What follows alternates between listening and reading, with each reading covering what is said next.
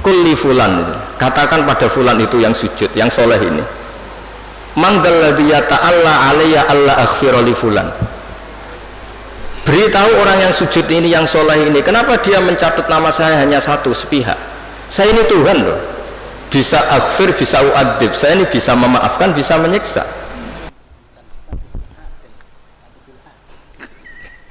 Assalamualaikum warahmatullahi wabarakatuh. Bismillahirrahmanirrahim. Rabbi shrah li sadri wa yassir li amri wahlul 'uqdatam min lisani.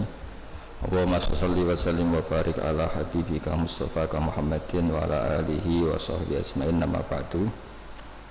Yang kita hormati bersama Ketua Umum Pengurus Pusat Notaris Muslim Indonesia Bapak Heri Sosiawan SHMH, Bapak Sekretaris Umum Bapak Ahmad Bangsali SHMKN, ya, Bapak Dewan Penasehat Notaris yang saya hormati, Bapak Zainal Arifin yang saya hormati, PLT Bupati Rembang saya hormati, semua yang hadir yang saya hormati. Kita akan ngaji fikih tentang notaris. Tadi yang diceritakan Pak Arifin itu sisi baiknya, tapi tadi saya bisik-bisik sama Pak Imam itu bisa nggak dipakai bodoni, ya bisa kan. Ya memang lembaga apa saja itu bisa dipakai nipu, ya. Agama ya bisa dijual, kekerasan ya bisa dijual, kelemah lembutan yang bisa dijual. Jadi ibu-ibu ini yang cantik-cantik itu kalau ketemu orang tuh malah kesunatan tuh judes. Jadi dalam fikih itu kalau orang cantik itu haram lemah lembut, harus apa? Judes. Galak judes. Jadi dalam sebuah ayat diterangkan, ya nisa an-nabi lastunna ka ahadim minan nisa ini taqaitunna fala takhda'na bil qaul. Jadi di antara aturan perempuan itu kalau dia cantik, kalau ketemu lelaki itu tidak boleh bersikap lemah lembut, karena kalau lemah lembut pikiran lelaki yang nakal itu dianggap mau. Jadi makanya punya istri judek itu berkah karena agak diganggu tetangga. Yang repot tuh judes sama suami, ramah sama yang lain, itu masalah itu. Nah begini ya tentang notaris atau tentang penulisannya. Di antara yang diyakini para ulama, awwalu ma khalaqallah, pertama yang diciptakan Allah itu al-qalam. Qalam itu pena.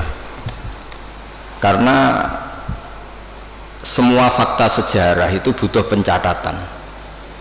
Dan kalam ini yang mencatat semua peristiwa yang mulai alam ini diciptakan sampai hari kiamat. Semuanya sudah dicatat oleh Allah Subhanahu wa taala. Lalu pencatatan ini untuk apa? Kalau para malaikat ini nanti supaya kita tahu bahwa apa yang terjadi di dunia atau di sistem hukum modern sebetulnya lebih dulu di sistem Lauh Mahfuz. Malaikat itu yang nanti di langit itu hanya merujuk catatan, jadi tidak ketemu kita. Makanya nanti ukurannya itu catatan amal itu dikasihkan. Kalau kebetulan itu baik, delalah itu corong Jawa delalah, kita nerimanya pakai tangan kanan. Kalau buruk catatan itu kita nerima dengan tangan kiri, masih lumayan, ini buruk yang medium. Kalau buruk banget sudah nerimanya tangan kiri, kita menerimanya dengan memunggungi yang ngasih. Jadi sudah disimali masih waro apa? Itu kan pelecehan. Sudah nerima pakai tangan kiri, cara nerimanya dengan memunggungi. Nah, artinya kalau orang modern bilang catatan itu penting untuk sebuah bukti atau akte itu penting untuk legalitas hukum atau apa saja, sebetulnya Allah mengelola alam ini mulai dulu itu sudah pakai catatan. Jadi masyhur itu kita mungkin hafal, ini tak carikan ayat-ayat yang mungkin Mas Arifin biar gampang hafal, itu yang juz 30 saja. Hafal 30 juz atau juz 30? Ini pendereknya Mas saya, Mas Arwani, ini penderek Mbah Mun, tapi kayaknya tidak meyakinkan hafal Quran apa enggak kayaknya. Wa inna alaikum lahafidhin, terus apa kiraman katibin, terus ya alamu nama taf'alun. Jadi semua itu berdasar catatan, terus catatan itu dikasihkan. Ketika dikasihkan itu catatan itu berdasar apa? Lah saking baiknya Allah itu, kalau baik ditulis 10, kalau buruk ditulis apa? 1. Tapi banyak ulama yang mendikan begini, untuk diterima sebagai baik itu banyak syaratnya. Misalnya sedekah, materi yang diberikan harus thayyibah, harus baik, dari pekerjaan yang apa? Halal, dengan niat yang baik, yaitu ikhlas. Jadi baik itu memang ditulis 10, tapi catatannya agak banyak, aturannya agak banyak. Nah, buruk itu ditulis 1, tapi nggak ada catatan. Sama nggak bisa misalnya habis malam terus saya nggak dosa, tadi saya nggak ikhlas itu. Nggak bisa. Habis korupsi, insya Allah korupsi saya nggak diterima Allah, dan saya nggak ikhlas itu. Nggak bisa.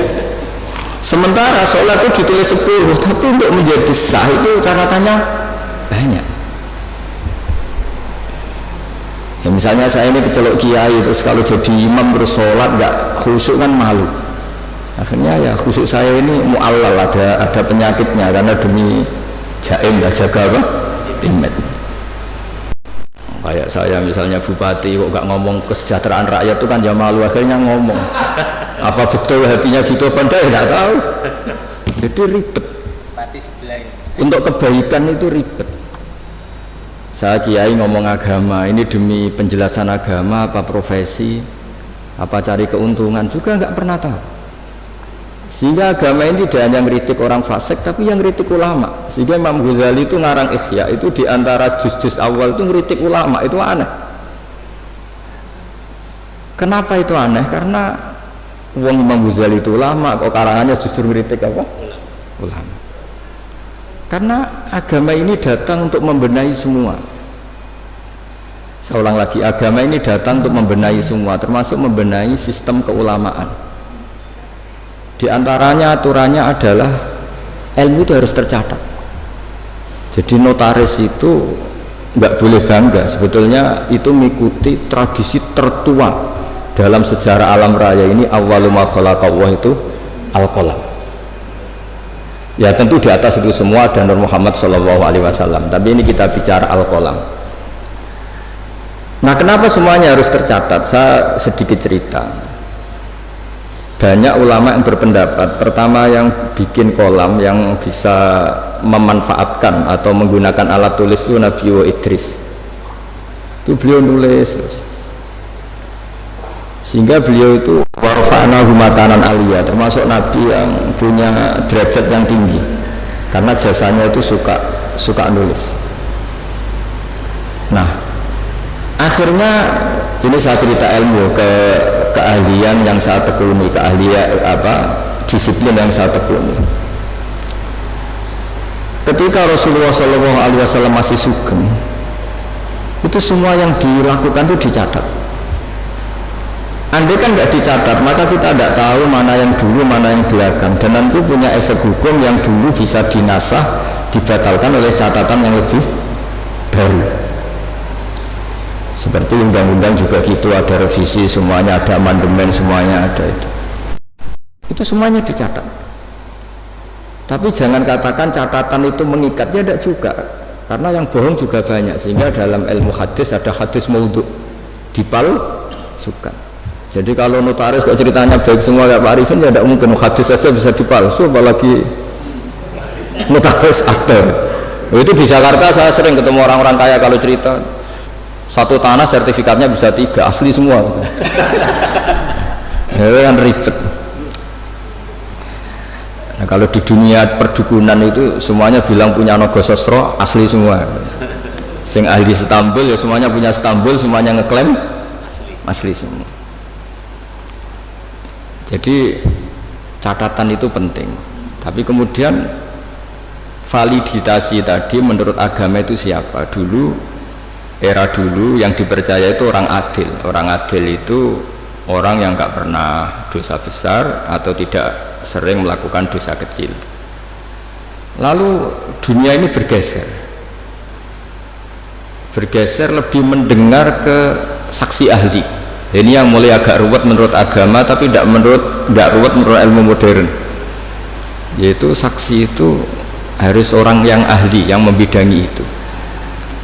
Padahal ahli itu biasanya ya ahli dalam bidangnya, juga ahli ngakali. Makanya dulu guyonannya Gus Dur itu terkenal itu. Ada ustadz itu agak salah itu, ya memang salah itu. Ada wartawan dia nggak ngerti ustadz, singkat cerita ustadz itu orang suci, kenapa maksiat? Jawabannya Gus Dur lucu, yang boleh maksiat itu ustadz, kamu tidak boleh. Kenapa Gus? Karena dia tahu caranya tobat, kamu tidak tahu. Jadi sebelum maksiat sudah tahu, kalau melihat perempuan lain tobatnya wudhu kan gitu.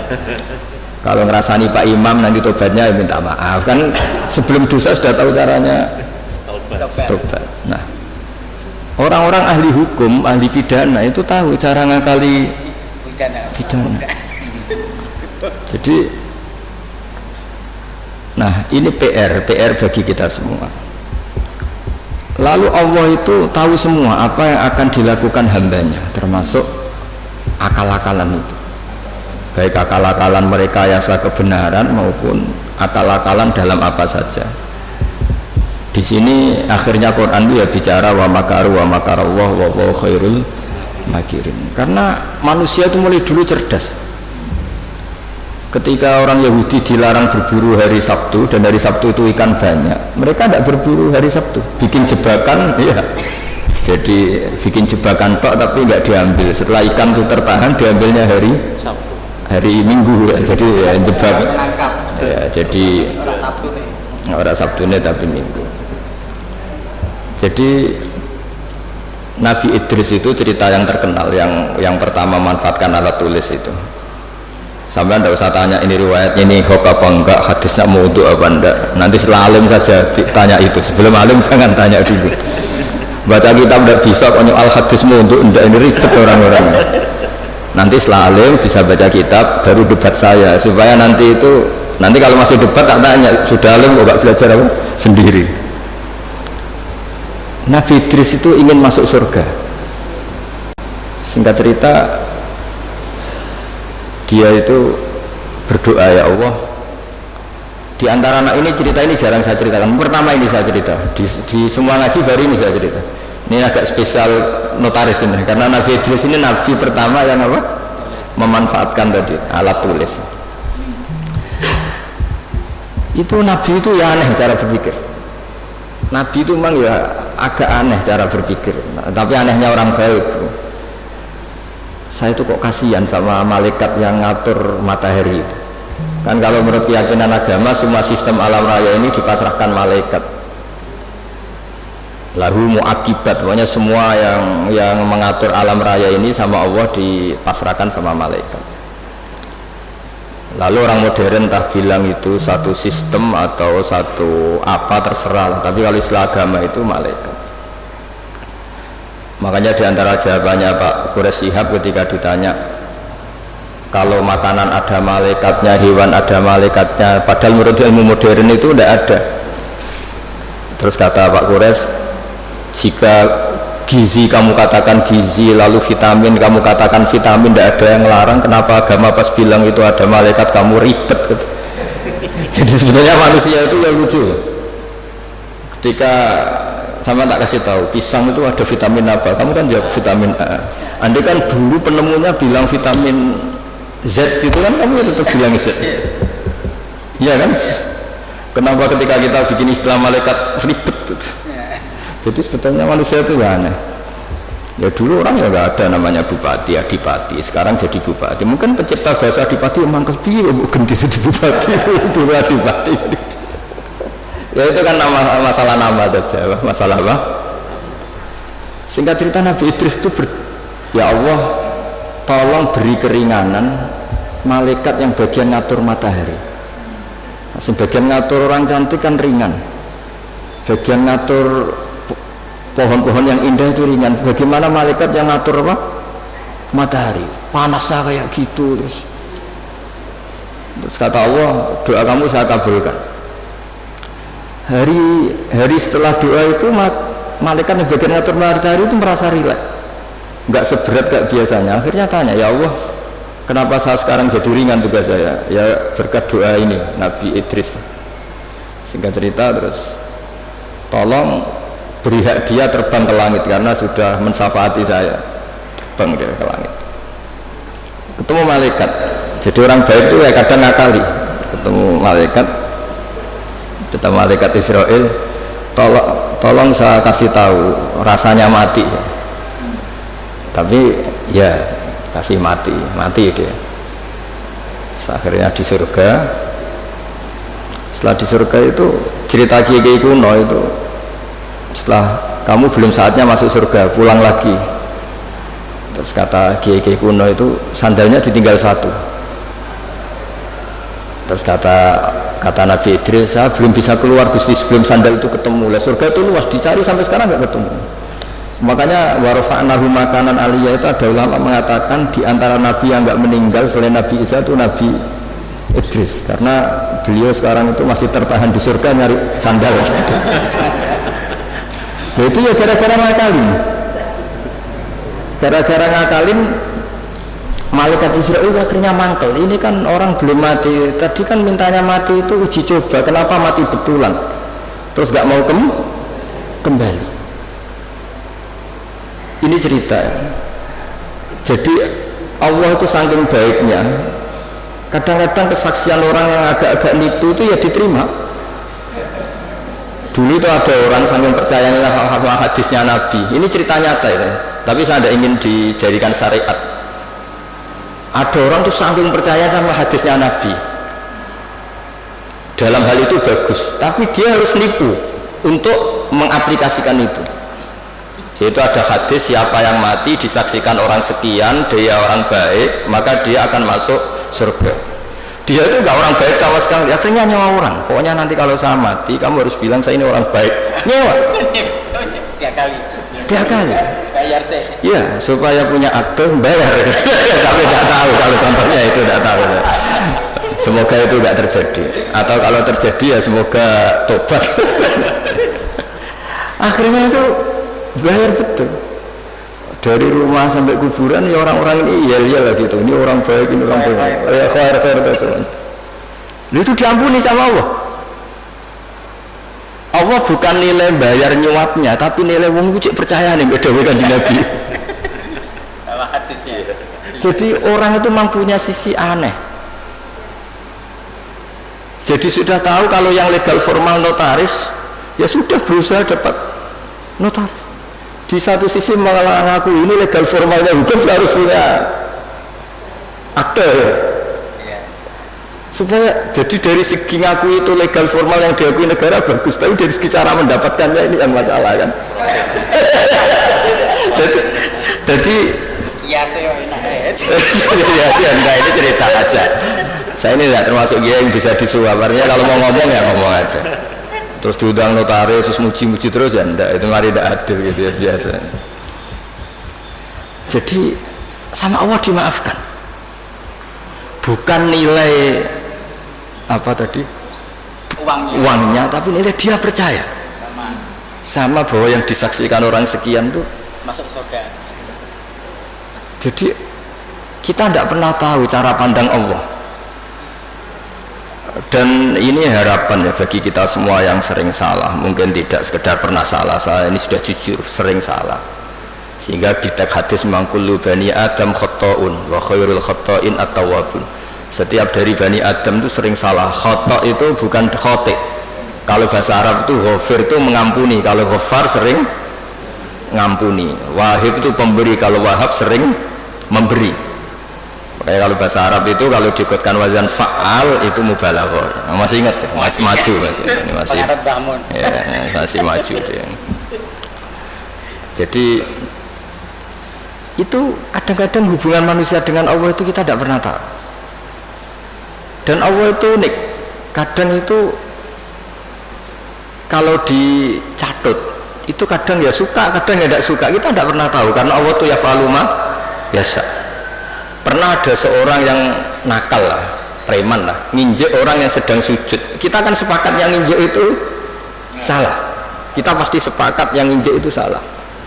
Kemudian yang sujud ini entah saking nyun sewu budunya karena dia ada orang alim atau saking emosinya bilang gini,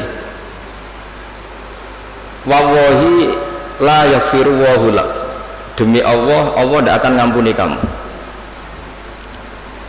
Ini pelajaran bagi kita semua. Terus Allah mewahyukan, ini ada di Sahih Muslim, Allah mewahyukan sama Nabi di era itu, kulli fulan, katakan pada fulan itu yang sujud, yang soleh ini, man dzalladzi yata'alla alayya alla aghfira li fulan, beritahu orang yang sujud ini, yang soleh ini, kenapa dia mencatat nama saya hanya satu sepihak. Saya ini Tuhan loh, bisa aghfir, bisa uadzib, saya ini bisa memaafkan, bisa menyiksa. Kenapa sifat saya yang diceritakan hanya saya pasti menyiksa? Ini tidak fair kata Allah. Kan ini hanya diceritakan demi Allah, Allah tidak akan memaafkan kamu. Loh, saya ini Tuhan, bisa saja memaafkan, saya ini punya sifat ghafur, kenapa yang diceritakan pasti tidak fair, tidak memaafkan? Jadi kita tidak, padahal kita secara fikih suka memihak yang sujud kan tentu. Itu ibarat satu keluarga nakal, terus kakaknya bilang, nak sepeda motor buat dol mesti bapak mesti ngamuk, jebule bapak era ngamuk, lah do sepeda sapa narawai bapak malah kayak tonggo ribet kan. Kita tidak pernah tahu tingkat pemaafnya orang tua. Nah, kita hubungan dengan Tuhan kalau kita soleh seringnya gitu, dengan kita Allah memaafkan, dengan orang lain tidak. Tidak bisa seperti itu. Allah tetap punya sifat dua, diulang-ulang tuh. Yaghfiru liman yasha wa yu'adzibu. Tapi inginnya kita sama orang lain, apalagi itu musuh kita, Allah yu'adzibu man yasha, tapi dengan kita yaghfir. Jadi Allah itu kita atur kan. Itu tidak boleh, Allah tetap yaf'alu ma yasha. Jadi bisa saja saya nanti masuknya surga itu dulu Pak Imam saja, meskipun hanya PLT bupati, bisa saja. Karena Allah yaf'alu masa boleh saja. Tapi ya boleh juga kalau dia dahulu saya diusir lagi ya boleh saja kan. Tapi yang jelas itu Allah nggak suka dicatut sepihak, itu nggak suka. Nah, sehingga maksud saya ngaji di sini, ketika kita sudah punya legal formal akte misalnya, jangan lalu melupakan bisa saja fakta sebenarnya tidak seperti itu. Karena tidak gampang, legal formal mewakili fakta itu tidak gampang. Saya cerita sedikit ini sekaligus peringatan bagi semua yang nangani hukum lah atau legal formal. Saya juga pernah didolani Dirjen Kemenhum. Saya sering cerita dulu ada orang bercekcok di depan Nabi, 2 orang. Itu Nabi cara ngendikan tuh hati-hati sekali. Fala Allah ba'dukum alhana min ba'din. Mungkin di antara kamu ada yang lebih fasih berargumentasi. Faat dia, kemudian saya putuskan sesuai argumentasi yang saya dengar karena lebih meyakinkan. Akhirnya saya menangkan. Tapi ketika saya menangkan dan dia ternyata salah, sebetulnya saya hanya ngasih dia neraka. Maka bertobatlah orang yang berpinter argumentasi. Jadi kan data itu ya bisa dipalsukan, argumentasi bisa dikondisikan, apa saja bisa. Jadi Nabi yang Nabi saja ketika bikin keputusan tentang sengketa-sengketa sosial, Nabi kalau ngendikan fala Allah ba'dukum alhan itu lebih fasih berargumentasi, sehingga saya putuskan sesuai data yang diberikan ke saya. Tapi ketika data itu palsu atau enggak benar, sebetulnya saya hanya ngasih dia neraka. Dan data ini banyak ribet. Ini saya cerita sesuai bidang saya. Nanti yang di notaris atau di kehakiman atau apa saja bisa mengkiaskan, atau orang tua atau apa. Data itu membingungkan. Makanya dulu di antara cerita yang disebut Quran antara Nabi Dawud sama Nabi Sulaiman. Nabi Dawud itu orang soleh. Mulai dhisik nek wong soleh kon mikir teman-teman itu rapati iso. Perkarane iku wis pikirane donya wis pilih buan ngono. Dadi wong soleh nek dadi pemimpin rada ribet. Nanti kira-kira bupati mbek kula ya saleh kula nak mimpin itu ribet. Wong saleh iku mergo cara wong saleh iku donya iku sepele, buan PPN bareng napa donya wae. Tapi nak wong rapati saleh kan iman. Jadi penting ra saleh itu kadang ya penting. Singkat cerita itu ana isu ya. Ana isu itu wong ayu tapi stres. Diperkosa wong papat. Walhasil akhirnya hamil dilaporkan ke Nabi Dawud barang dilapuri sing 4 ini termasuk tokoh, rasa diterusno tokoh agama nanti keliru nanti geger, pokoknya tokoh lah ya aja muni tokoh birokrasi kok banyak tersinggung, pokoknya tokoh malah itu orang terpandang. Singkat cerita Nabi Dawud dilapuri paling dihamili anjing, yang 4 orang itu bilang gitu. Nabi Dawud namanya orang soleh yes. Daripada mengkasuskan orang yang enggak kasus ya diam aja. Setelah keputusan itu kelar, Nabi Sulaiman itu masih umur 13 tahun di situ. Kalau saya hakimnya maka akan saya putuskan tidak seperti yang diputuskan bapak saya, padahal Sulaiman itu bin Dawud. Terus kata Nabi Dawud, ya sudah kamu gelar pengadilan lagi, kamu hakimnya. Jadi dulu itu biasa anak sama bapak beda itu biasa, kalau urusan ilmu biasa. Kalau sekarang ada anak beda geger, sebenarnya itu biasa tuh. Kalau masalah ilmu, saya ulang lagi masalah ilmu, bukan masalah harta, bukan masalah kekuasaan. Akhirnya Nabi Sulaiman, dan ini menjadi ilmu yang sekarang ditiru para intel, para kasat reskrim, para itu.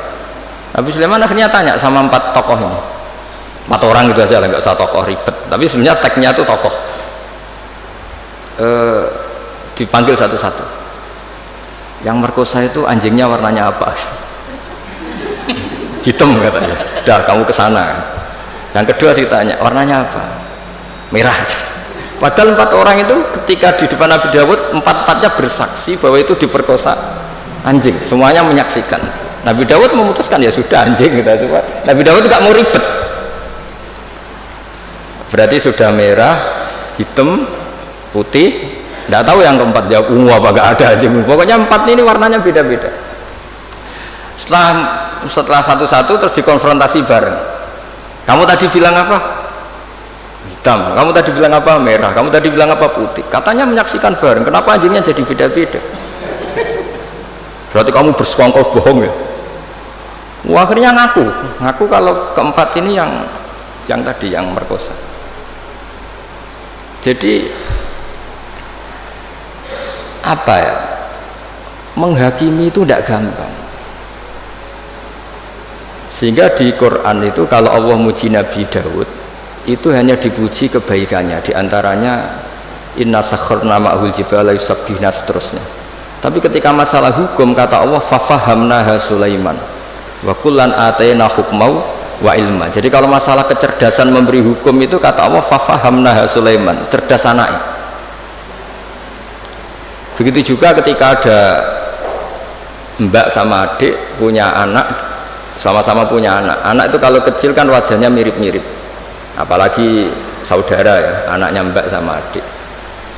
Singkat cerita di tengah hutan itu dimakan oleh serigala. Ya kalau sama-sama cantik anaknya kan mirip-mirip karena bersaudara. Nah sing sitok Afrika, sitok Indonesia kan raine sekarang video, ini kan sama-sama satu klan yang sama, satu marga. Setelah dilaporkan Nabi Dawud, beliau memutuskan sesuai yang meyakinkan argumentasinya. Diputuskan, ya sudah yang hidup ini milik kamu. Misalnya menang adiknya. Ya sudah, karena kebetulan yang sebetulnya punya bayi tadi tidak bisa berargumentasi. Akhirnya Nabi Sulaiman ya sama, kalau saya hakimnya tidak saya putuskan seperti itu. Ya Nabi Dawud ya fair, silahkan gelar apa pengadilan lagi, digelar. Kata Nabi Sulaiman, ambilkan sapeso daripada 2 bersaudara ini bersengketa, bayinya dipotong 2 ya, dibagi katanya. Ini yang mbaknya ini yang tadi kalah itu langsung spontan, itu tidak bayi saya, silahkan dikasihkan adik saya. Sing adiknya tenang saja. Terus adiknya ditanya, kenapa kamu tenang saja? Kalau adiknya harus dibagi. Akhirnya dimenangkan mbaknya. Pikirannya Nabi Sulaiman, membiarkan bayi dipotong 2 itu tidak naluri seorang ibu, mesti jadi kira bener.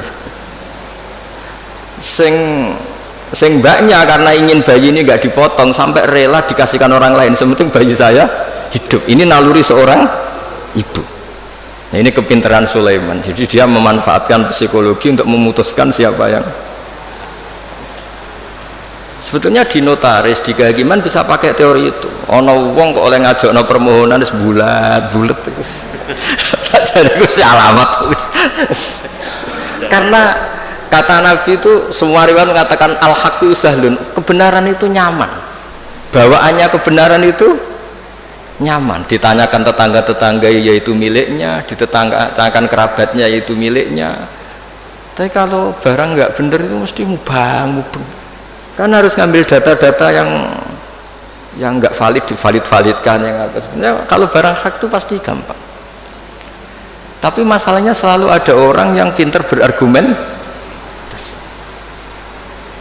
Nah, makanya terus ada aturan tadi al-bayyinatu alal mudda'i. Jadi mudda'i itu orang yang mengklaim itu harus lebih punya apa? Bukti.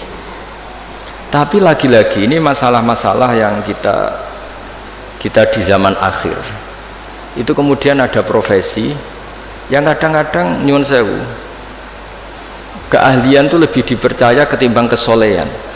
Saya itu kalau boleh komplain itu ya komplain, tapi SKBU takdir. Misalnya ini contoh ya yang terkait kita nekuni agama. Kita ini tentu suka bela orang soleh, itu suka. Kalau saya nuruti ghirah diniyah itu bela orang soleh itu suka. Tapi kita juga harus tunduk sama sifatnya Allah Ta'ala itu wa yaghfiru liman yasha. Juga kita harus tunduk bahwa Allah bisa saja mentobati siapa saja, kapan saja. Jika Nabi itu kalau disuruh masuk mau munafik itu ya nggak mau. Bisa saja Allah itu aradawahu bi khair, entah kapan. Kayak apa bencinya Nabi sama Wahsy karena membunuh orang paling dicintai Nabi itu Qatilu Hamzah. Tapi malah Wahsy dikasih apa? Tobat sama Allah. Makanya kata Imam Ghazali, berapa orang sing sabbal anbiya akhirnya yatubu alaihim. Itu yang akhirnya iman sama Nabi itu dulu orang-orang yang pernah ingin bunuh Nabi. Iya, Abu Sufyan itu yang mimpin perang Uhud, Abu Sufyan mimpin perang Badar, Abu Sufyan. Tapi akhirnya tobat jadi mertuanya Nabi. Sehingga kita ini atas nama agama juga ininya bela orang soleh mati-matian, tapi atas nama agama juga memberi harapan kepada orang yang sedang fasik, karena banyak cerita mereka itu tobat. Sehingga kalau kita atas nama ilmu ya sudah ngikuti cara Allah ngendikan. Misalnya liyajzawa shadiqina bisidqihim wa yu'adzibal munafiqina ya insa'a aw yatuba. Sudah, kita harus ngomong 2 kali. Allah menyiksa orang munafik itu ya insa'a kalau Allah ingin, aw yatuba atau Allah memberi tobat. Jangan karena kita marah seakan-akan orang itu pasti kena siksa. Tidak mesti juga, bisa saja Allah ngasih ampunan. Makanya ada 2 hadis terkenal dalam hal ini. Yang satu Nabi pernah ngendikan al-qatil wal maqtul finnar, yang bunuh maupun yang dibunuh sama-sama di neraka. Sahabat komplain, hadza al-qatil fama balul maqtul. Oke, kalau pembunuh di neraka masuk akal ya Rasulullah, kalau yang dibunuh kenapa harus di neraka? Jawab Nabi itu unik. Yang dibunuh itu sebetulnya masalah nasib saja, mentalnya tetap pembunuh, sehingga dia harus tetap ketika orang duel sama-sama pakai pedang, semua mentalnya apa? Pembunuh. Mentalnya sama-sama, cuma inisial mati, tapi mentalnya tetap pembunuh. Sehingga dengan dihitung niatnya ini, ya sama-sama harus di neraka. Al-qatil wal maqtul finnar. Tapi Nabi pernah ngendikan juga, suatu saat saking rahmatnya Allah, al-qatil wal maqtul sama-sama happy di surga, sama-sama senang di surga. Hadza yaqtulu hadza fayatubu hadza, ya akhirnya ketemu di surga. Ya tadi Sayyid Hamzah karena dibunuh Wahsy, beliau syahid langsung surga. Wahsy karena tobat dan mengkafaroi membunuh Musailamah al-Kadzdzab juga di surga. Semuanya mungkin karena Allah yaf'alu ma yasha, dan Allah yaghfiru liman yasha wa yu'adzibu man yasha. Nah, di sini kenapa banyak kiai-kiai alim itu tidak tegas. Kata orang yang nggak pinter, kiai NU ora tegas. Sakjane kok perkara tegas ora tegas. yo pancen ngaji untuk ngaji wis ngene iki pancen. Ini bukan urusan tegas tidak tegas pancen untuk ngaji kabeh ora mesti. Sehingga sing soleh pun berdoa mati-matian supaya husnul khotimah. Kita mungkin saudaranya itu 5. Ternyata mungkin diantara mereka ada yang cara mendapatkannya itu coro Jawa menang-menangan. Ya kan kita tidak pernah tahu.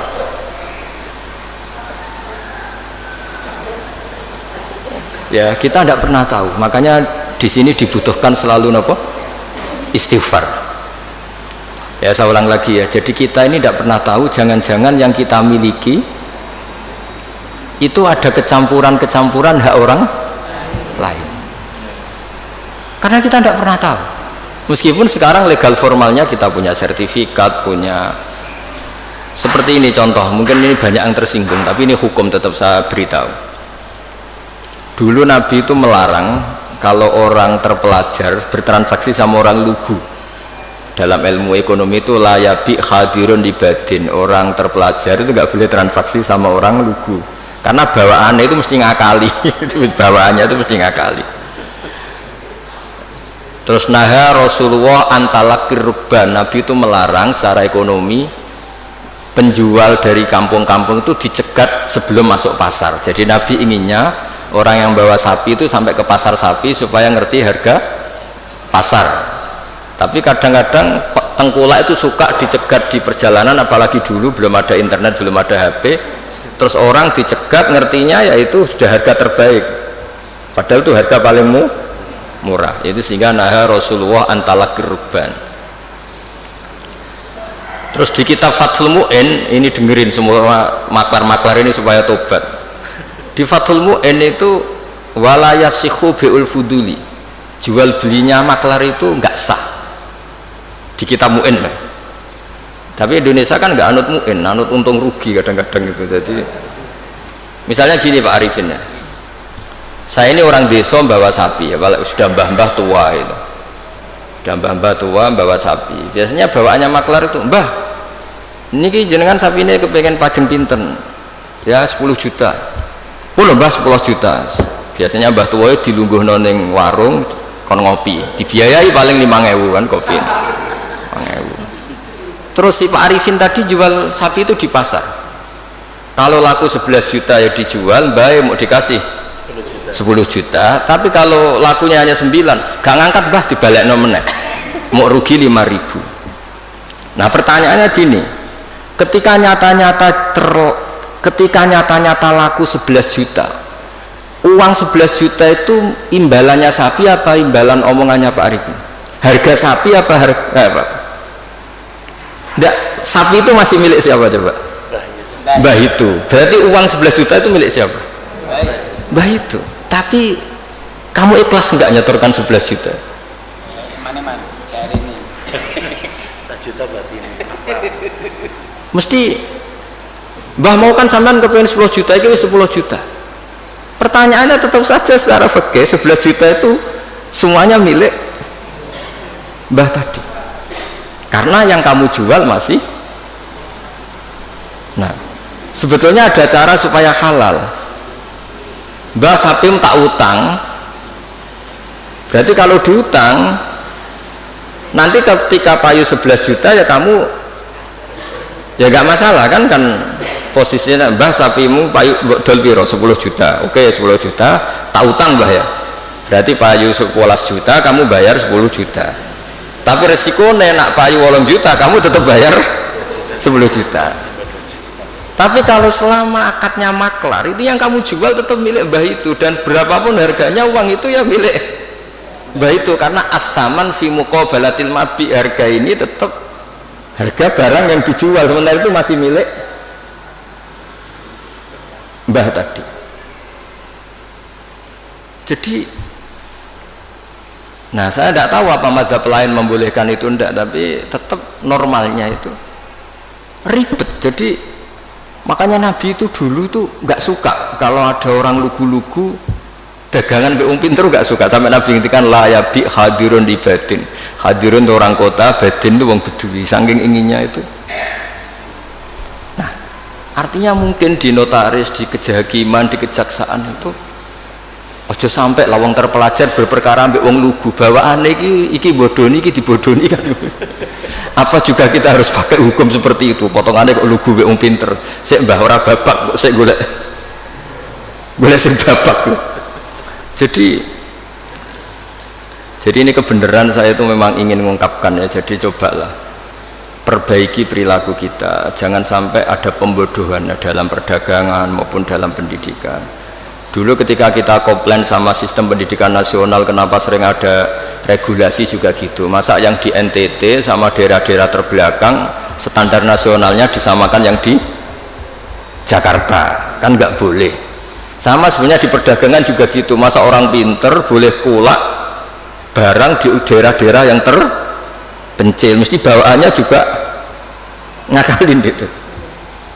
Jadi cuma ya gimana ya kita seperti itu mau, cuma ini cerita ngaji, kamu ngelakoni nggih monggo, mboten nggih istighfar, pokoknya ini kan cuma saya harus ngomong supaya orang itu ngerti lah sebenarnya agama ini menata semua. Soal kita tidak bisa melakukan itu ya kita istighfar, tapi agama ini sudah mengatur semua supaya sistem ini supaya mengayomi. Kan kula niku angger ana wong desa ngoten. Kadang-kadang kula niku kan kecelok kiai gede lah, kadang-kadang wong ya kepengin Gus kula niku duwe tanah sak menten teng daerah niki dol Gus regane murah. Ayo mending sampeyan nek pinter wae dagangan ribet pinter sik. Dan nek sampeyan wis butuh duit tenan nulung malah rapopo gak ribet, sanggep ae hibah kek-kekan mergo ribet. Lah saiki ora ngomong di dhuwit iku seneng wong desa tetep goblok. Dan tetep kena di akal. Makanya kadang-kadang nyuwun sewu dinas pariwisata barang nggak harus istighfar. Mestinya istighfar itu gini, kadang-kadang nyuwun sewu juga yang wisata nak ditakoki kenapa kamu suka main di daerah ini, saya seneng masyarakatnya masih tradisional. Wah sejak adol serabi isu-isu mereka ini bangsa kita yang juga ingin maju, tapi sing tukang wisata seneng nak mereka tetap desa jadi gue tontonan bukan gue objek gitu. Kita ini katanya mau mengentaskan dari yang nggak terpelajar menjadi terpelajar. Kadang-kadang manusia pedalaman nyun sewu tinggal tontonan, manusia pohon tinggal. Udahlah, kiai ya istighfar, saya sebagai ulama juga istighfar, semuanya istighfar. Bahkan Nabi yang sempurna, yang maksum, yang nggak pernah salah pun menganjurkan semua orang itu harus tetap istighfar. Tapi kamu misalnya benci dinas pariwisata ya keliru-kelirunya tadi. Awal mereka terakses oleh publik ya gara-gara ini. Dan barokahnya terakses ini suatu saat anak-anak pedalaman ini akhirnya terbelah. Kita tidak pernah tahu hikmahnya. Jadi pokoknya semuanya terus butuh istighfar. Nggak bisa ndak. Ya misalnya secara legal formal Pak Imam ini PLT Bupati Rembang, mimpin Rembang. Tapi secara hukumnya Allah misalnya, jangan-jangan kamu pimpin tuh wali, orang wali mimpin wali kan yang kurang ajar misalnya. Jadi hukumnya semua hukum ya ribet kan menurut hukum gitu. Tapi ya sudah kita ya ikhlas wae dipimpin pancen aturan dunia gitu.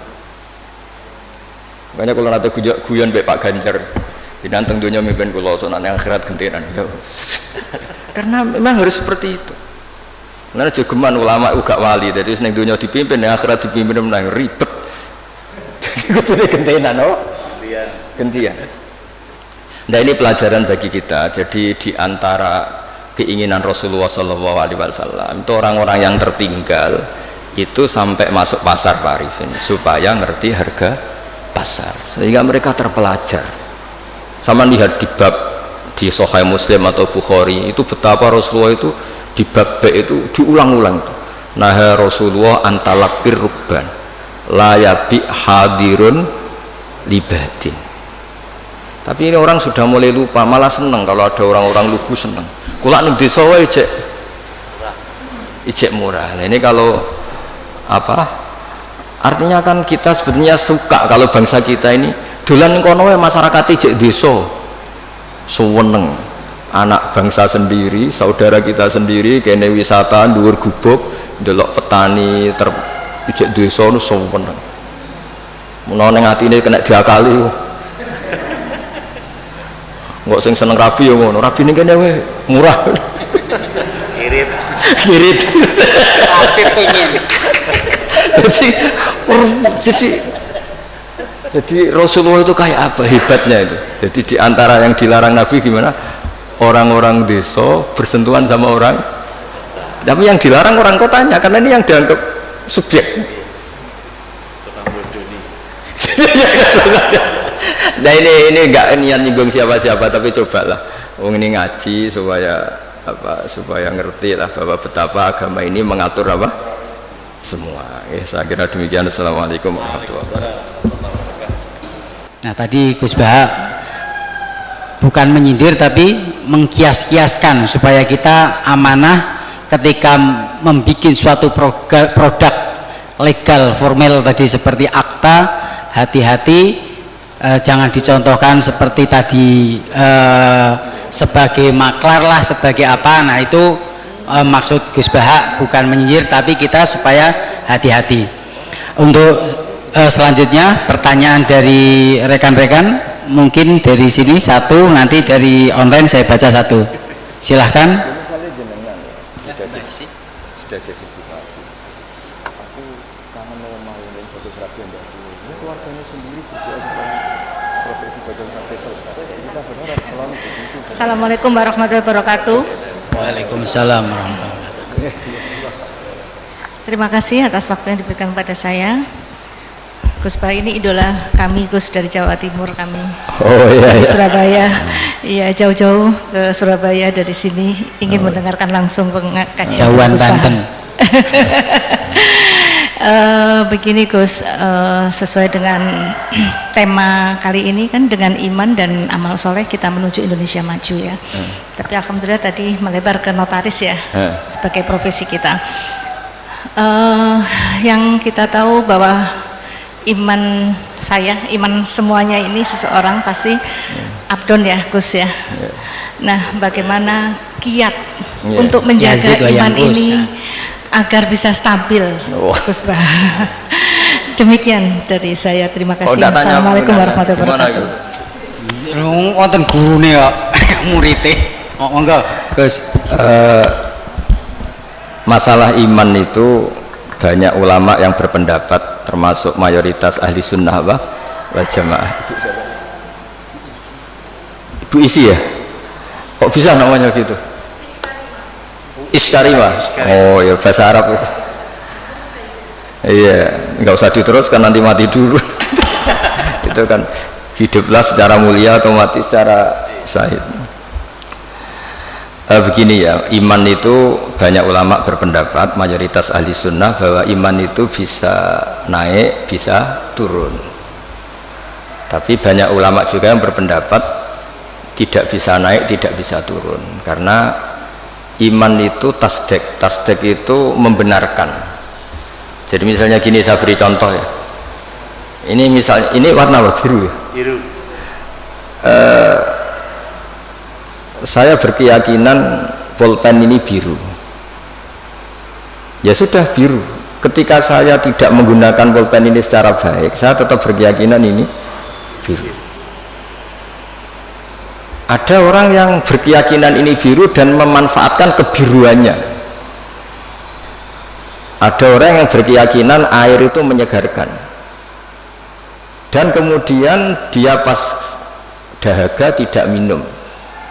Keyakinannya benar tapi dia bodoh karena sudah ngerti solusinya minum kok tidak mau. Tapi imannya masih benar. Kalau nah di sini di banyak ahli sunnah wal jamaah, orang percaya kalau Allah itu Tuhan, Muhammad adalah Rasulullah wa Habibullah, tapi dia nyuwun sewu tidak sholat. Menurut pendapat ahli sunnah wal jamaah, dia tetap entah kapan tetap masuk surga karena dia tetap iman. Orang yang mengatakan air itu menyegarkan itu masih waras, meskipun dia tidak memanfaatkan air itu. Orang yang mengatakan Allah itu Tuhan dan Muhammad kekasihnya masih waras, meskipun tidak sholat. Nah di sini makanya pendapat ahli sunnah itu gimana? Orang yang meyakini Allah itu Tuhan, Rasulullah kekasihnya dan Rasulnya tetap mukmin, tidak menjadi kafir. meskipun harus disiksa neraka lama sekali karena tidak sholat, tidak zakat. Nah ini penting saya utarakan, di antara pembeda ahli sunnah dan tidak adalah ahli sunnah tidak pernah mengkafirkan orang yang maksiat, tapi tetap dosa. Nah sekarang begini contoh paling gampang, koruptor itu setelah korupsi masih warga Indonesia apa enggak? Masih kan? Penjahat juga warga Indonesia enggak? Jadi orang tidak tercerabut dari warga Indonesia hanya karena korupsi. Nah, jika iman dengan makna tasdik, maka iman itu seperti tadi. Tapi iman itu masalahnya adalah diantaranya itu kalau sudah percaya itu yang ngambil konsekuensinya. Nah di sini mengalami yazidu wayangkus. Misalnya cara wong Jawa nek wis keceluk bapak ya tanggung jawab, nek wis keceluk suami ya nafakoi. Tapi pertanyaannya, suami yang sempurna gimana? Yang nafakoi, yang mencintai. Tapi jangan dibalik, kalau gak nafakoi terus gak suami, sama lah duwe suami mesti nganggur ya akeh. Jadi ini kan masalah-masalah yang menjadi perdebatan ulama. Nah kalau sampean tanya gimana cara menambah iman, ya tadi dengan amal soleh, dengan. Tapi saran saya di atas amal soleh itu ada yang namanya akidah, cara berpikir. Misalnya begini, saya ini sebagai kiai itu ya kadang-kadang takut mati, tapi kecil sekali saya takut mati karena setelah saya berpikir, dulu saya itu nggak ada, saya ini kelahiran tahun 70, sebelum tahun 70 itu saya tidak ada, tahu-tahu ada. Dan ketika ada saya tidak tahu cara ngatur jantung saya, paru-paru saya, sistem oksigen yang saya butuhkan. Artinya ketika kita hidup pun itu sebenarnya kita tidak pernah ngatur kehidupan kita. Kenapa kita takut mati? Takut wah aku nak mati itu saya wopo ning kuburan, wis ditimbun tiap anu bisa apa? Sebetulnya zaman kita hidup pun kita bisa apa coba? Apa terus mentang-mentang bupati dia ngatur jantungnya sendiri kan ya enggak? Apa mentang-mentang presiden terus bisa ngatur oksigennya kan enggak? Sebenarnya zaman kita hidup itu ya tidak bisa ngatur diri kita. Makanya inna sholati wa nusuki wa mahyaya wa mamati lillahi rabbil alamin. Jadi ulama itu melatih itu. Makanya manusia itu pernah jadi janin, ini untuk pelajaran. Kata orang-orang tasawuf, janin itu ya pernah protes sama Allah. Ya Allah, kenapa saya punya kaki? Memang yang untuk apa? Karena dia di kandungan ibu, masih di rahim. Untuk apa punya kaki? Saya tidak perlu jalan-jalan. Untuk apa punya tangan? Tapi setelah lahir baru tahu gunanya kaki sama tangan. Nanti mati juga gitu. Artinya zaman kita hidup sendiri itu tidak bisa ngelola kehidupan kita sendiri. Kita tidak bisa ngatur jantung kita, paru-paru kita, tidak bisa. Tapi gara-gara keangkuhan kita, seakan-akan ketika kita hidup itu bisa menentukan semuanya. Padahal tidak, sama saja. Nah dengan begini terus kita iman tuh gampang. Ya sudahlah, paling mati seperti itulah. Saya zaman hidup ya tidak ngerti cara ngatur hidup. Toh nyatanya hidup paling pas mati juga Allah cara ngelola kehidupan kita setelah mati. Ya sudah. Saya itu bayangkan gini Pak Arifin, saya pernah ada sekumpulan dosen ngaji saya di Jogja, tak jawab itu sampai banyak yang nangis. Saya bilang gini, andaikan Anda jadi Tuhan, susah mana mengembalikan orang seluruh dunia hidup lagi sama bikin Nabi Adam. Karena ini banyak yang ilmuwan biologi, susah bikin Nabi Adam. Karena ketika Allah bikin Nabi Adam itu kan bikin master. Di Nabi Adam itu tersimpan miliaran atau ratusan miliar orang yang akan hidup ila yaumil. Allah harus bikin satu sistem gen yang berpopulasi, yang melahirkan populasi utuh lagi. Itu kayak apa desainnya susahnya? Di Nabi Adam itu awal mula coba harus bikin sperma yang nanti itu jadi indukan semua sperma seluruh dunia. Jadi cara ilmuwan nak wis ana dibalekno gampang, wis ana datane. Ana adene cara notaris. Artinya apa? Sebetulnya alam seluruh manusia ini pernah ada di satu fisik orang, yaitu Nabi Adam. Lho cara sampean dadi ilmuwan, susah gak gawe Nabi Adam.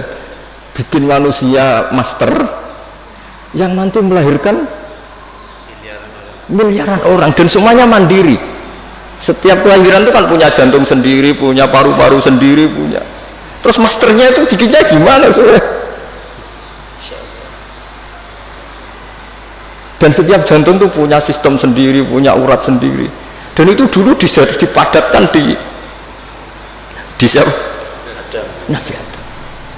Makanya Allah tuh sering cerita, kalau kamu tidak percaya kenapa saya bisa mengembalikan kamu selamati, coba kamu berpikir, kamu bada'na awwala khalqin itu dari tanah dan kemudian jadi manusia. Ya sama lah, setelah itu nanti jadi tanah tak jadikan manusia lagi, masalahnya apa? Kan nggak pernah ada masalah kata Allah. Nah itu juga cara-cara menambah apa?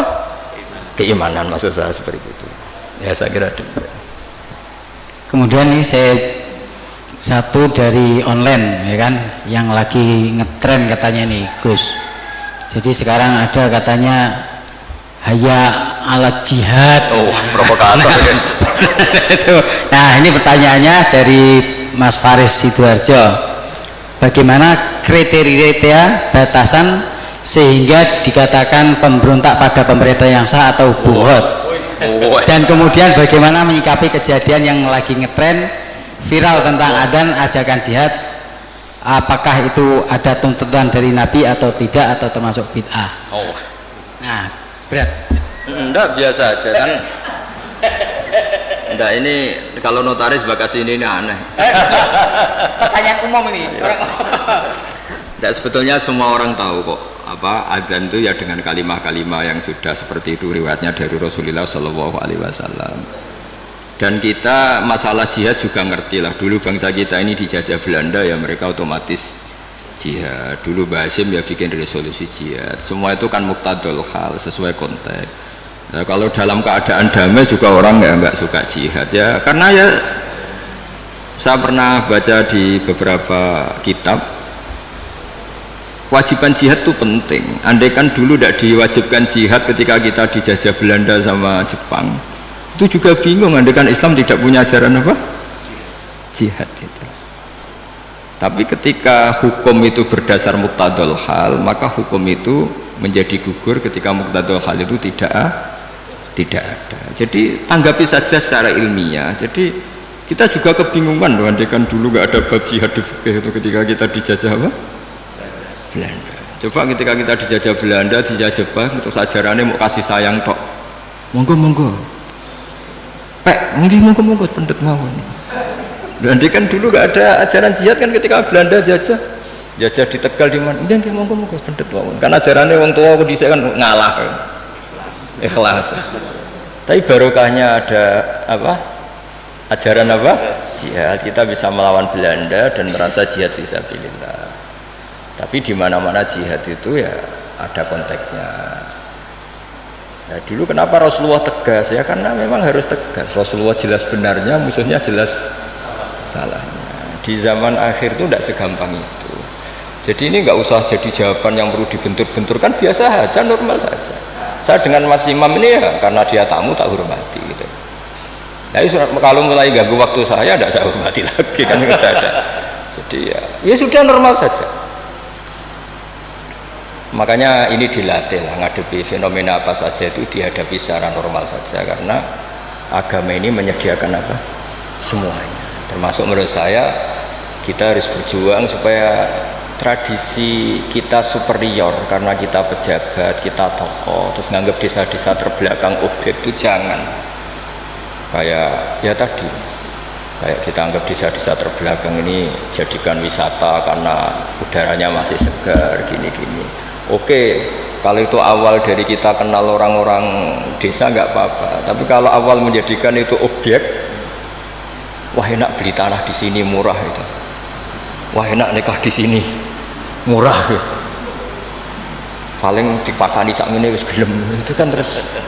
Jadi intinya itu ya seperti itulah. Saya mohon semohon-mohonnya agama ini datang dengan nggak suka naman, nggak suka adu-adu. Jadi yang tukang adu-adu ya harus tobat, itu ancamannya berat. Termasuk adu-adu itu yang menyampaikan kalam ini, omongan ini untuk membenturkan ini, untuk membenturkan ini, sudahlah. Kamu bayangkan ketemu Allah itu berani tanggung jawab apa enggak? Kita semua maksudnya. Sehingga jangan pula yang suka Islam rahmatan alamin terus nggak ngomong bab jihad aja, jangan juga. Dulu kita tidak bisa bayangkan ketika ada Belanda, ada Jepang, andekan orang Islam nggak disangoni kewajiban apa? Jihad. tapi semua itu ya ada muktadul halnya, ada konteksnya, terus ada, ya ini normal saja. Jadi sebetulnya nggak perlu dijawab karena ini urusan notaris, tapi ini hukum normal, buat tidak ada. Jadi kalau yang menentang saya tentang semua kitab yang ada di fikih itu memang ya jawabannya seperti itu. Yang jelas itu ya sudah ya, kita ingin rohama bainahum, ingin saling mencintai, saling melengkapi, saling menghormati, dan semua kita doakan wa mahdina fiman hidayah, terus sampai dan seterusnya. Dan selalu guru-guru kita, Mbah Mun, bapak saya itu kalau setiap ketemu orang, ketemu kelompok tertentu itu mesti doanya Allahumma alif baina qulubina wa aslih dzata bainina, supaya kita itu baik-baik saja, karena menyatukan hati itu ya tidak gampang. Rasulullah yang kekasihnya saja dingendikani pangeran, aku sendiri Muhammad yang menyatukan hati antara Aus dan Khazraj. Lau anfaqta ma fil ardi jami'an ma allafta baina qulubihim walakin nabuha allafa bainahum. Jadi kalau ingin Indonesia damai, semua wali maupun tidak wali, apalagi yang jabat ini harus berdoa. Yang bisa mendamaikan itu hanya kersane Allah, kita tidak bisa. Bupati, wakil bupati, roto-roto ya seangkatan, bariku ya taruh. Itu sudah sunnatullah. Jadi artinya makanya diantara sifatnya Nabi di beberapa kitab dulu itu apa? Mengumpulkan api dan salju. Ketika Ka'bul Akhbar dan banyak peneliti Taurat itu ngerti Nabi punya sahabat yang bernama Abu Bakar yang dingin sekali, dan punya sahabat Umar, itu yang dimaksud. Jadi mengelola hatinya orang itu. Apalagi ngelola 2 istri atau 3 istri dari zaman itu susahnya. Ilmu tersendiri. Iya itu kan, ya ilmunya dapat. Jadi saya mohon sekali lah bahwa kita harus sering berdoa, Allahumma alif baina qulubina wa aslih dzata bainina. Dan kita disatukan oleh Indonesia. Semuanya anak bangsa harus kita hormati. Kita harus ingin Indonesia ini baik, lebih baik, karena PR kita ini banyak sekali. Jangan dihabiskan untuk hal-hal yang ya, jadi saya mohon sekali, jadi ya sudah seperti itulah, nggak usah ini bukan jawaban saya, jawaban nurani seluruh bangsa Indonesia, seluruh bangsa dunia. Itu kan ya normal, ini kan sudah sebenarnya nggak perlu dijawab, sudah normal, ini normal sekali. Mana ada saja lah ini ku mawon kula niku. Udah ini sudah selesai. Lah niku tasih setunggal malih. Oh iya.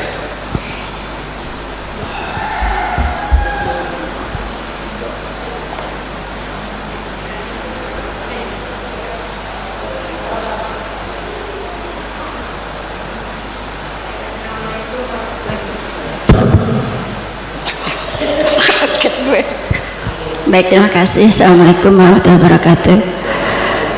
Sebelumnya kenalkan, terlebih dahulu saya ST Apung, kebetulan juga saya sebagai koordinator tablik, bidang tablik di NMI, Notaris Muslim Indonesia. Dan memang sengaja kami kesini Ustadz karena ingin langsung berjumpa dan bertanya. Harusnya di Sukabumi, tapi kami sengaja dari Jakarta ke sini. Dari habis sholat subuh langsung ke sini. Keren. Ya. Kalau ini dekat kok. Jadi sampai sekarang belum makan Ustaz. Lapar. Jadi saya mau tanya tadi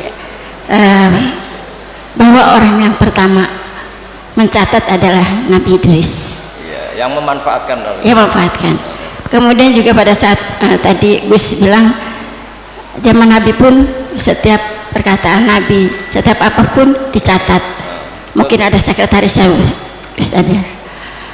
Dan kami sering menanyakan juga kepada ustaz-ustaz yang lain bahwa untuk notaris ini juga diatur di Al-Quran di surat Al-Baqarah ayat 282 kalau nggak salah.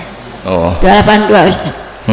Nah itu bagaimana kaitannya dengan peristiwa-peristiwa yang telah Allah berikan kepada Rasul-Rasul, dan sehingga pada saat kitab terakhir disebutkan bahwa setiap ada perjanjian atau apapun yang dilakukan oleh manusia itu harus dicatat dan disaksikan oleh 2 orang saksi.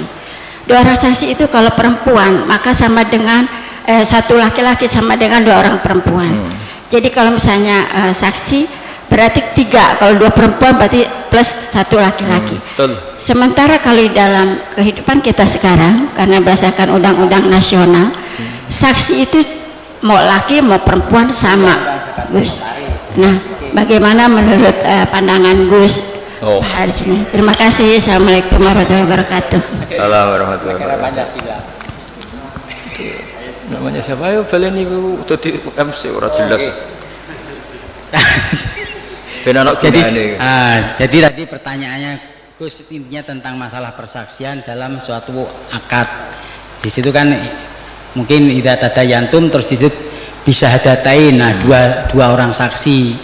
Nah, undang-undang jabatan notaris itu mengatur bahwasanya ketika ada suatu transaksi itu cukup dengan 2 saksi, mau itu perempuan-perempuan maupun laki-laki 2. Nah, sementara tadi yang beliau ketahui di ngaji di pengajian, kalau seandainya saksi perempuan harus 2, kalau seandainya mewakili laki-laki. Begini ya santai mawon ya.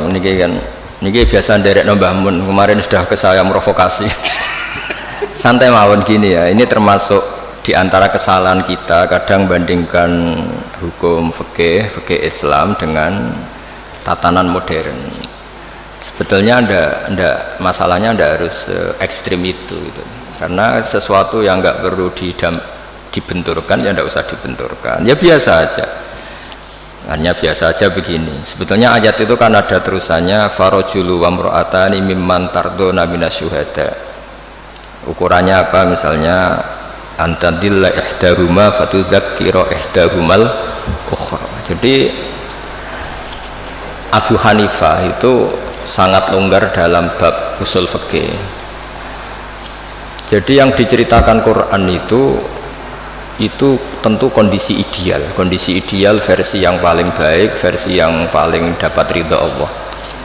Tapi selalu saja, saya ulang lagi, selalu saja ada ruang di mana orang-orang ahli fikih bikin kaidah ma la yudraku kulluh la yutraku kulluh. Jangan kalau tidak bisa ideal terus sama sekali.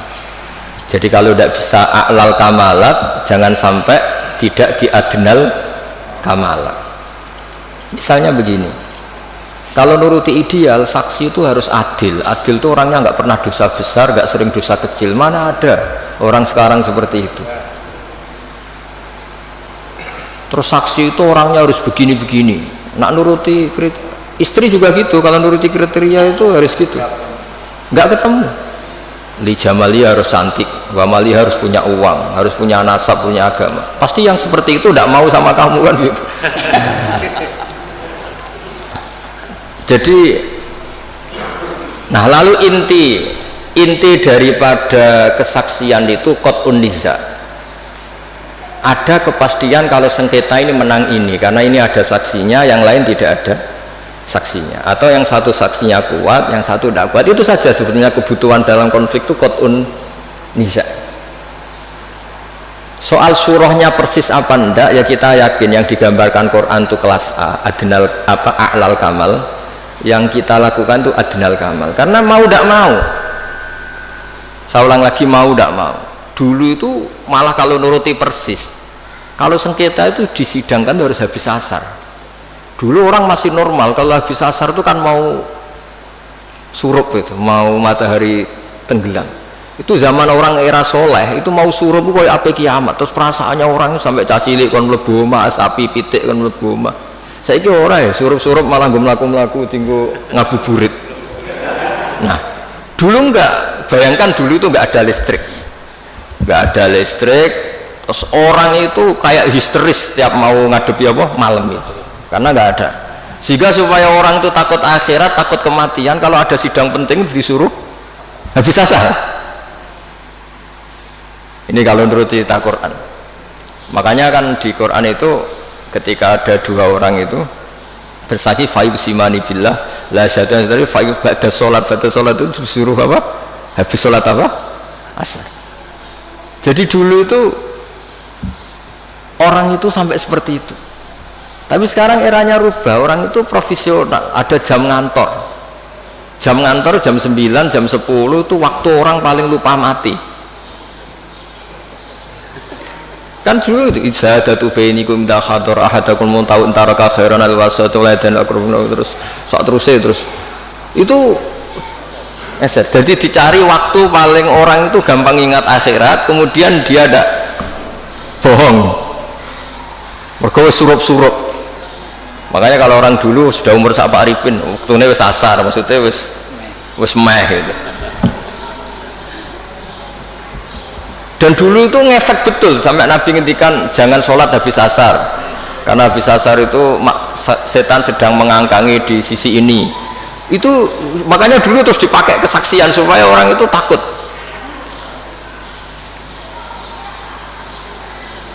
Nah, makanya saya cerita nggak perlu benturkan hukum fikih Islam dengan hukum negara, tapi kita juga jangan mengatakan terus sudah saatnya meninggalkan fikih Islam malah keliru lagi. Kita katakan tadi al-maisur la yasqutu bil ma'sur, yang bisa dilakukan ya dilakukan, yaitu tadi inti daripada kesaksian itu kan ada qat'un niza tadi.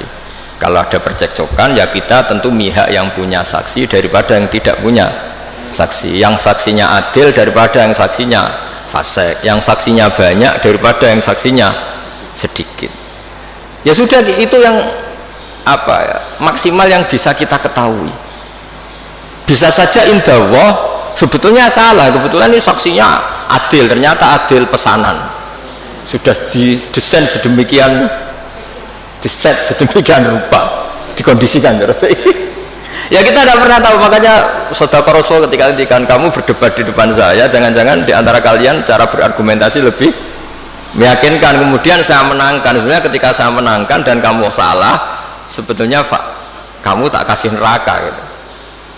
Dan Nabi ngendikannya dengan penuh, ya Nabi punya karisma sehingga dulu tuh wong ape bodoh niku sorak sido saking wibawanya Nabi. Nah, sekarang nyari kodi yang wibawa kayak Nabi kan tidak mungkin.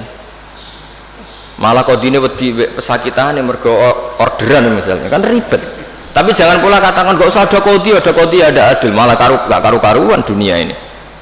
Ya tadi kaidahnya Mbah Mun, semua ulama itu la yudraku kulluh, la yudraku kulluh. Saya sering disewani santri atau masyarakat, Gus kula badhe pegatan, bojoku cerewet judes ngene-ngene. Terus ketika tak bedheki gini rata-rata sudah pegatan. Enak endi keceluk di bojo ambek keceluk duduk. Isin ndi kira-kira?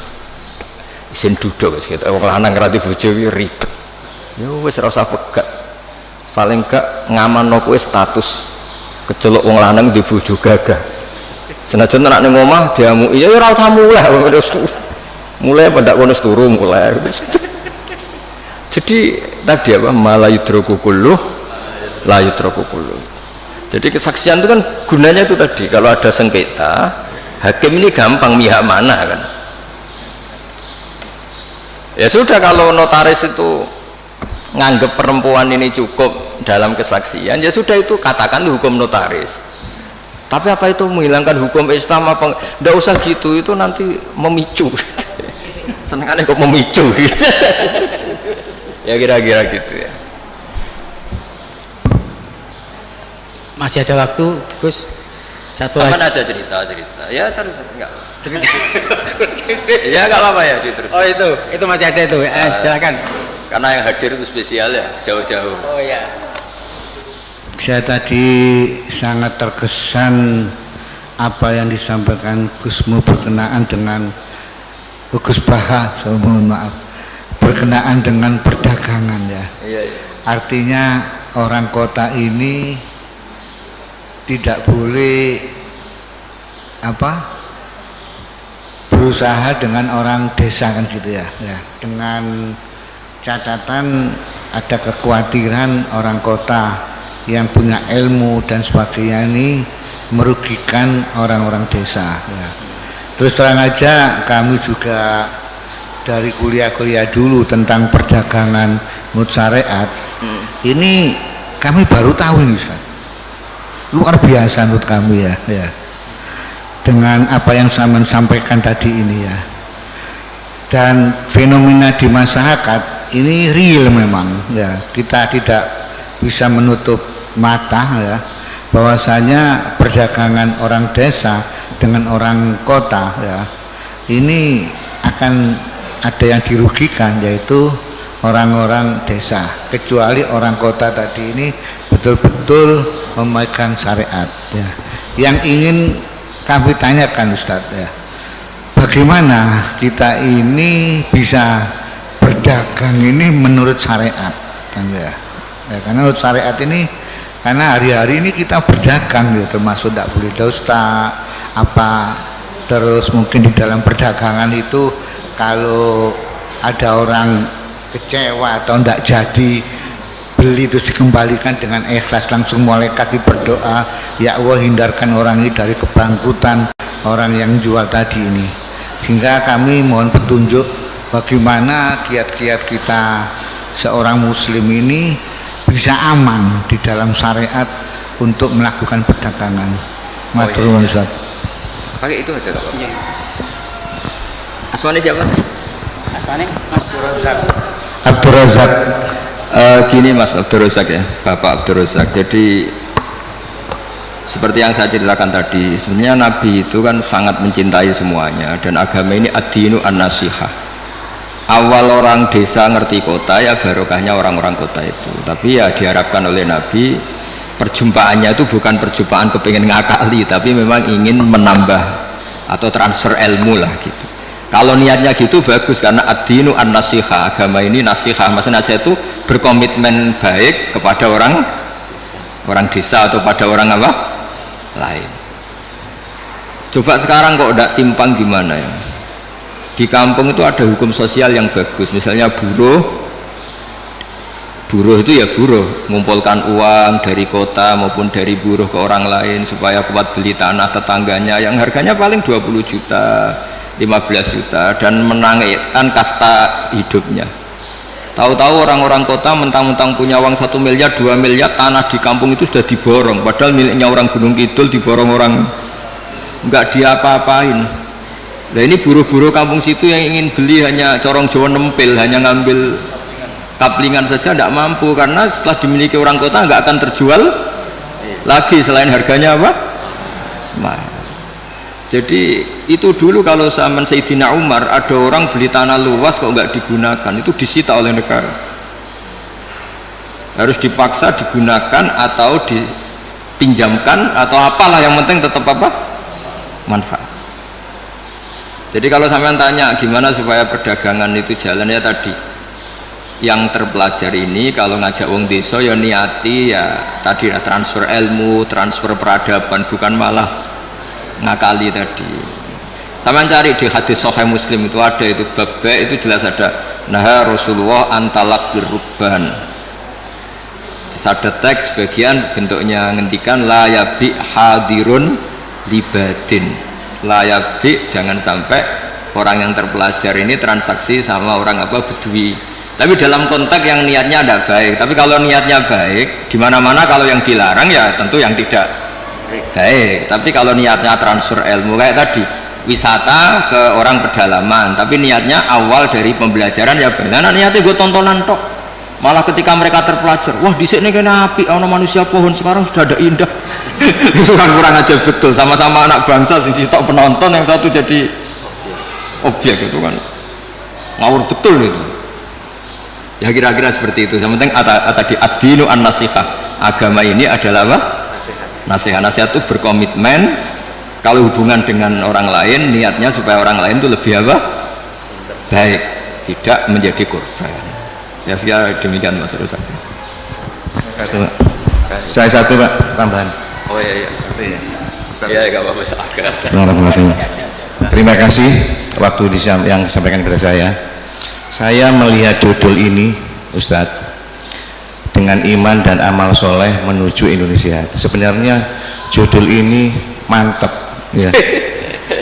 Bobotnya iman dan amal soleh. Sehingga kalau kita lihat di dalam ajaran agama kita, ya, judul iman dan soleh itu dikategorikan oleh Allah sebagai sebaik-baik makhluk. Ya.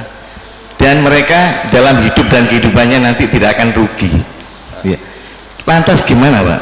Sekarang banyak kaitannya dengan kita selaku notaris ini dan dikaitkan dengan masyarakat luas.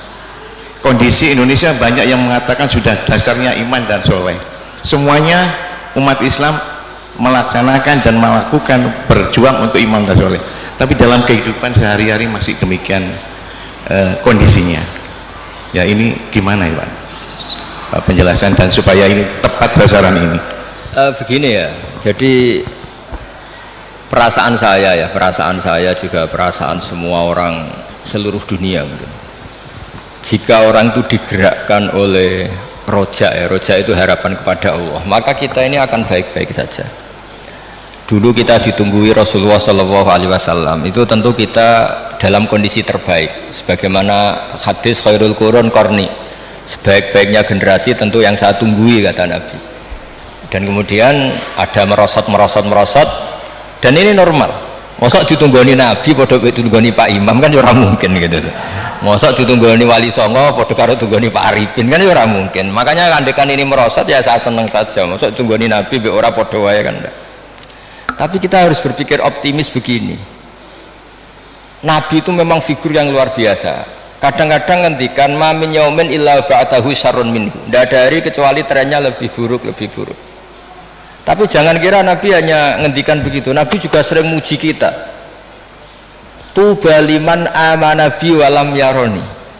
Cek bejane orang yang sebetulnya tidak menyaksikan saya langsung tapi berusaha meniru saya. Ini kan luar biasa. Kita nggak dididik Nabi, nggak dididik sahabat, nggak dididik Wali Songo, mau dididik ustad. Kadang dididik modin, wis gelem sholat, yo madhep ngulon, yo patang rakaat nak duhur, itu sudah luar biasa. Jadi bahkan sebagian riwayat itu Nabi ngendikan sab amarat ketika ngendikan tuba liman amana bi walam yaroni. Hebat betul orang yang iman kepada saya, sebetulnya dia tidak melihat saya. Bahkan Nabi pernah cerita, ini supaya sampean optimis. Asmane siapa? Pak siapa? Mukhtar ya? Ya Pak Mukhtar. Nabi itu pernah cerita begini Pak Arifin, siapa orang terbaik dari kalian yang paling iman? Terus kata sahabat, ya kita. Cara Jawa gini, bangkune kowe ora apik, wong roh aku tak didik aku. Ya roh ajarlah kamu baik, tak didik saya langsung. Ya malaikat yang di aras, kata Allah, wahai malaikatku, wajar dong kamu iman sama saya, wong kamu penjaga aras, tahu surga tahu neraka. Akhirnya yang dipuji oleh Allah, oleh Rasulullah siapa? Orang yang surga ya tidak tahu percaya surga, neraka tidak tahu ya percaya neraka, apa saja percaya padahal tidak tahu. Ya kita ini. Jadi nanti kalau kita ketemu malaikat-malaikat penjaga neraka atau penjaga surga itu ya punya sisi yang kita keren. Malaikat kamu percaya ada neraka? Ya tahulah, usaha penjaganya. Saya dulu gak tahu saja percaya. Saking imannya pada Rasulullah Muhammad SAW. Artinya kita juga punya sisi top. Wong ora roh kok iman, itu kan luar biasa. Jadi ini supaya optimis ya. Jadi dulu Indonesia terkenal Buddha, Hindu, dan kita dulu minoritas. Lama-lama sekarang mayoritas, bukan sekedar mayoritas, bahkan memimpin. Rata-rata presiden, pejabat ya muslim. Ya trennya tetap naik lah. Kecil saya itu orang yang jilbaban hanya keluarga kiai. Sekarang satu kampung hampir jilbaban semua. Ya kita berpikir optimis lah, jangan yang pesimis. Jadi kalau trennya ya enggak coba. Dulu rata-rata pejabat kayaknya rapati sholat. Sekarang arah sholat itu orang keren ya. Ya saya kira demikian.